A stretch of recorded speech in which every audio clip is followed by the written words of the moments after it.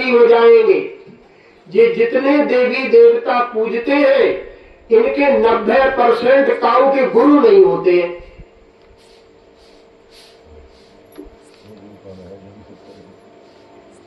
90% गुरु नहीं होते हैं इन लोगों के, इसलिए इन्हें ज्ञान नहीं होता है तो पत्तों पे पानी डालते हैं और जड़ पे नहीं पहुंचता है। और जो जड़ पे डाल देता है वो पेड़ हरा भरा हो जाता है। ऐसी गुरु की भक्ति कर लेता है उसके सारे देवी देवता राजी हो जाते हैं। उन्हें कोई देवी देवता की अलग से मनाने की आवश्यकता नहीं है। जिसने गुरु राजी कर लिया सब राजी हो गए। जिसने पेड़ की जड़ पे पानी डाल लिया सब हरे भरे हो गए। इसलिए संतों का ज्ञान कोई अकल से सुने उसकी समझ में आ जाती है, और जिसकी समझ में नहीं आई वो ऐसे झंझट में पड़े रहता है। इसलिए कबीर साहब कहते हैं, एक है साधे सब सधे, एक है साधे सब सधे, सब साधे सब जाए, साहिब मूले सींचिए फूले फले अधाए। एक है साधे सब सधे, एक गुण ज्ञान की बातें हैं, कठिन होती है। एक है साधे सब सधे, सब साधे सब जाए। तो अगर तुमने एक को साध लिया, माने किसको? गुरु को। जिसने गुरु को ज्ञान समझ लिया और जिसने पेड़ की जड़ पे पानी डाल लिया तो सब सध गए। एक है साधे सब सधे, माने पेड़ की जड़ पे पानी पड़ गया तो सब हरे भरे हो गए। अच्छा देखो, साची बात है, कोई ये कह ही नहीं सकता है कि इसमें झूठ है। राम के डबल गुरु थे,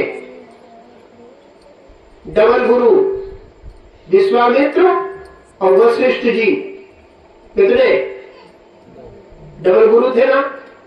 विश्वामित्र और वशिष्ठ जी डबल गुरु। भगवान होने पर भी कितने गुरु? 2 गुरु। और कृष्ण जी के भी 2 गुरु, कृष्ण भगवान के 2 गुरु, संदीपन मुनि, दुर्वासा ऋषि। भगवान तक के 2 गुरु। और जो बिना गुरु के, उन भगवानों के 2 गुरु हैं। और ये संसार के कितने लोग ऐसे हैं इनका एक नहीं है। इनकी नैया कैसे पार होगी? कोई गाड़ी लॉन्ग रूट पे ले जाता है तो डबल ड्राइवर होते हैं। कितने डबल ड्राइवर होते हैं। एक थक जाता है चलाते चलाते तो दूसरा चलाने लगता है। हाँ, इसलिए अब वो चलाता तो गाड़ी निकल जाती है। ऐसे ही जिसके गुरु होते हैं तो उसकी नैया पार हो जाती है। और जिसकी नैया का खेवटिया ही नहीं है, बामे बैठ गए हो, नाव तो है खेवटिया नहीं है, उसमें बैठ गए हो, थोड़ी दूर चलेगी क्या होगा? डूब जाएगी। इसलिए उन ऐसे महापुरुषों ने, भगवान राम और कृष्ण ने, उन्होंने ऐसे विद्वान महापुरुषों को गुरु बनाया। महापुरुषों ने भी ऐसे गुरु बनाए, लेकिन आज बिना गुरु भक्ति के लोग वैसे ही अंधाधुंध गाड़ी चला रहे हैं और उनका पता ही नहीं लग रहा है कि हमारी गाड़ी चल किधर रही है। यही नहीं, हमारा लक्ष्य कहाँ है, वो काम है, ये पहुंचेगी कहाँ। इसलिए साहित्य कहते हैं, पूजा गुरु की कीजिए, सब पूजा जही माए, ज्यो जल सींचे मूल तर। जल से तर माने पेड़ की, मूल माने जड़ को, जो सींचना माने पानी लगा देता है, पेड़ हरा भरा हो जाता है। और जिसके घर में ऐसी पूजा हो जाती है उसके घर की विघ्न बाधाएं खत्म हो जाती है। उसके घर की विघ्न बाधाएं खत्म हो जाती है। ऐसी पूजा गुरु की कोई करे घर में तो गुरु वाला कौन करे? गुरु वाला। और उसे करना भी चाहिए और नहीं करेगा तो लॉस होगा। क्या होगा? हाँ, अगर कोई गुरु भक्ति गुरु बना लिया और उसने गुरु पूजा नहीं की, गुरु का हक नहीं दिया और वो गुरु का भी हक अपने पास रखता है, तो वो हक कई गुना बढ़कर के कहीं ना कहीं चले जाता है, कहीं ना कहीं चले जाएगा, कहीं ना कहीं फसल में हानि हो जाएगी, कहीं पुलिस वाले ले जाएंगे, कहीं डॉक्टर ले जाएंगे, कहीं वकील ले जाएंगे, कहीं ना कहीं वो तुम्हारी कहीं बुरा चली जाएगी। इसलिए आदमी लोभ में पड़कर गुरु का हक नहीं देता है, तभी लॉस होना शुरू हो जाता है। हाँ, इसलिए धर्म का है ये, धर्म जो गुरु वाला है उसको ये धर्म कर्म करते चलना चाहिए।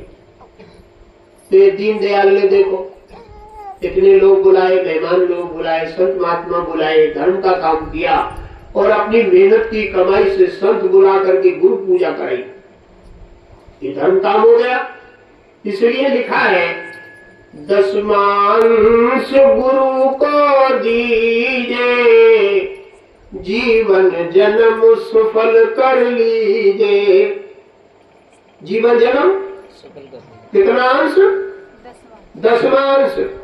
100 रुपए कमाए तुमने, उसने गुरु के 10 रुपए हो गए। 100 में से 10 रुपए हो गए। 1000 कमाए तो 100 रुपए हो गए और 10,000 कमाए तो 1000 हो गए और वो 1000 तुमने रख लिए,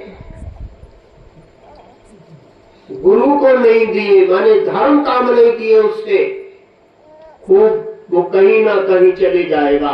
तुम नहीं दोगे तो चले जाए। इसलिए कबीर साहब कहते हैं 10वां अंश गुरु को दीजिए, जीवन जन्म सुफल कर लीजिए। गुरुमुख प्राणी काये न हुजे, हृदय नाम सदा रस पीजे। हृदय नाम, साहिब का नाम का भी पान करते चलना चाहिए, नाम जपते चलना चाहिए। तो हम लोगों को गुरुमुखों का काम है नाम को जपना और मेहनत से कमाई करते हुए वो अंश जो है वो परमात्मा के नाम पर, साहिब के नाम पे खर्च करना। तो साहिब कहते जागर आरती नाये साजी, जागर आरती नाये साजी, तागर धर्म राय की बाजी। जागर आरती नाये साजी, जिसके घर में धर्म कर्म नहीं हुए। अरे एक बात और अच्छी बता रहे हैं हम, बिना गुरु के दान पुण्य नहीं होता है। बिना अकाउंट के बैंक में कितने पैसे दे आओ, बिना खाता खुलवाए बैंक में कितने पैसे दे आना, मिलेंगे? मिलेंगे? नहीं मिले। हाँ, इसलिए बिना अकाउंट के पैसे बैंक में नहीं मिलेंगे। ऐसे ही बिना गुरु की कोई भक्ति, कोई दान पुण्य नहीं होता है। इसीलिए हमारे महापुरुषों ने राम कृष्ण से कौन बड़ा, उन्होंने गुरु कीन, 3 लोक के वेधनी गुरु आगे अधीन। राम कृष्ण से कौन बड़ा, उन्होंने गुरु कीन, 3 लोक के वेधनी गुरु आगे अधीन। इसलिए जिसके गुरु होते हैं, जिनकी नम्रता, भाव, भक्ति, प्रेम, वे जब गुरु संत किसी के घर में आ जाते हैं, उनका भाव बढ़ने लगता है।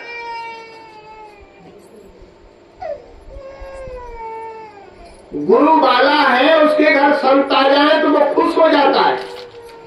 हमारे घर संत आ गए, अरे हमारे घर गुरु आ गए, हमारे घर साहिब आ गए। वो गुरु वाला गुरु को देखकर खुश हो जाता है। अब जिसका गुरु नहीं है वो क्या करेगा? हाँ, वो बिना गुरु वाले के घर तो कोई खाली मांगने गेट पर आ जाए ना, कोई महात्मा, कोई फकीर, उसको भी वो बुरा लगेगा। कहां से कहां जो आएगा। कितने लोग तो उसे टाल देते हैं, जाओ हमारे पास टाइम नहीं है, तुम तो रोज रोज खड़े हो जाते हो। बिना गुरु वाले तो कोई पीर फकीर गेट पर आ जाए उसको भी, ये देखो चली गई।